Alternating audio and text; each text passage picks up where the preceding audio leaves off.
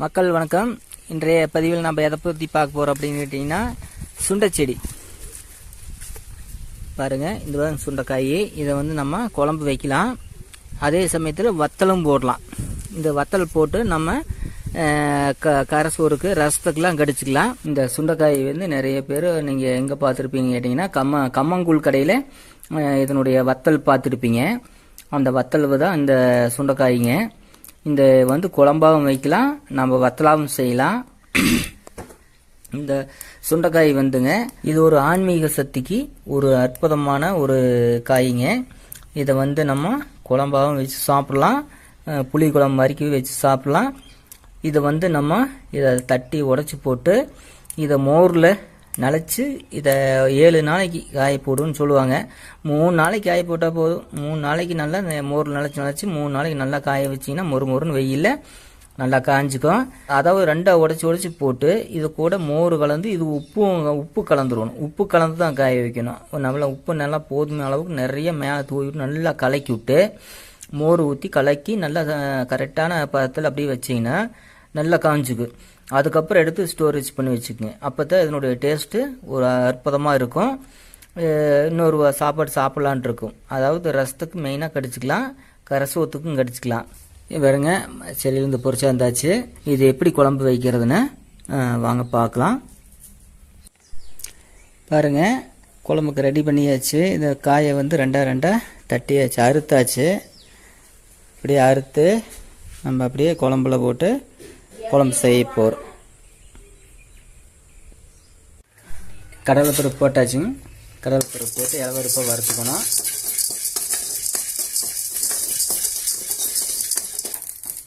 வறுத்தாச்சுங்க.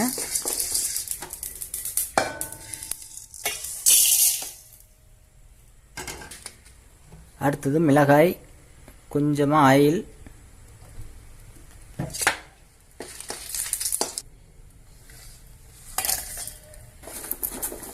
வெங்காயம், பூண்டு, கருவேப்பிலை, கொஞ்சமாக ஆயில்,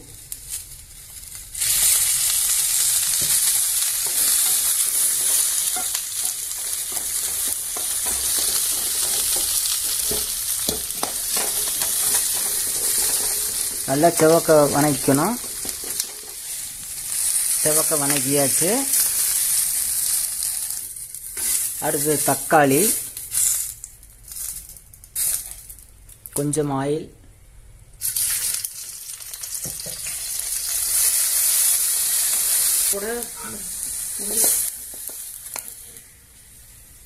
அடுத்தது மல்லி, சீரகம் எல்லாம் மற்ற செலவு என்னென்ன சொல்லு. மல்லி, சீரகம், மல்லித்தூள் செலவெல்லாம் போட்டு அரைச்சிருக்குது. அது தேவையான அளவு வச்சுக்கிறோம்னு சொல்லுங்க. மல்லி, சீரகம் மற்ற செலவெல்லாம் அது சேர்த்து அரைச்சி பொடி 2 ஸ்பூன் போட்டாச்சு. தேவையான அளவு மஞ்சத்தூள், தேவையான அளவு புளி. அடுத்தது சுண்டைக்காயை நல்லா வதக்கிடணும். லேசாக ஆயில் கொஞ்சம் ஊற்றி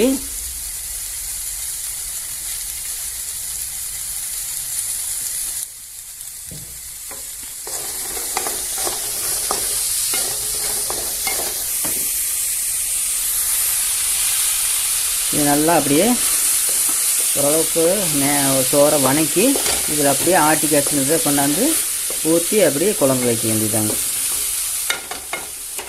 தேவையான அளவு இல்லை தேங்காய்,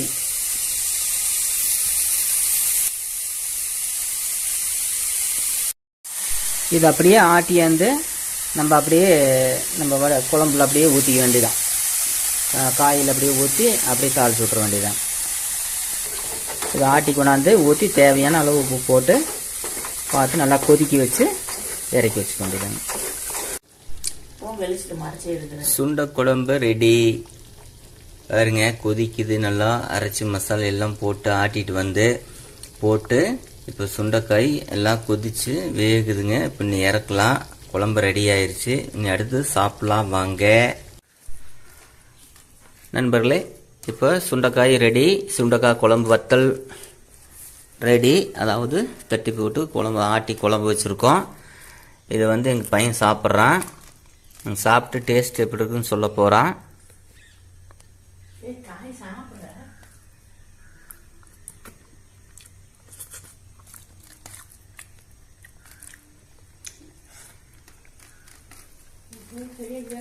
ஏன் பல இப்போ இருக்கு? உப்புலாம் கரெக்டாக இருக்கா? டேஸ்ட்டாக இருக்கா?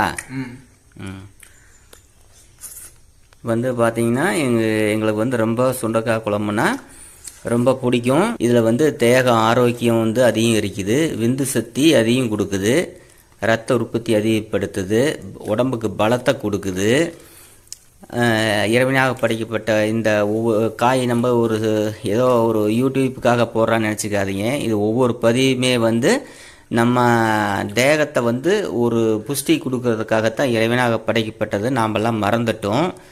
இதை வந்து நம்ம கிடைக்கிறப்போ இதை வந்து நீங்கள் சாப்பிட்டு பாருங்கள். இதில் அவ்வளோ ஒரு சத்து இதில் அடங்கி இருக்குது. நம்ம ஏதோ ஒரு வேலையில் காய்க்கிற காயின்னு நினைக்கிறோம், கிடையாதுங்க. நீங்கள் இதை வந்து சாப்பிட்டு பார்த்துட்டு நம்மளுக்கு கமெண்ட் சொல்லுங்கள். நன்றி, வணக்கம்.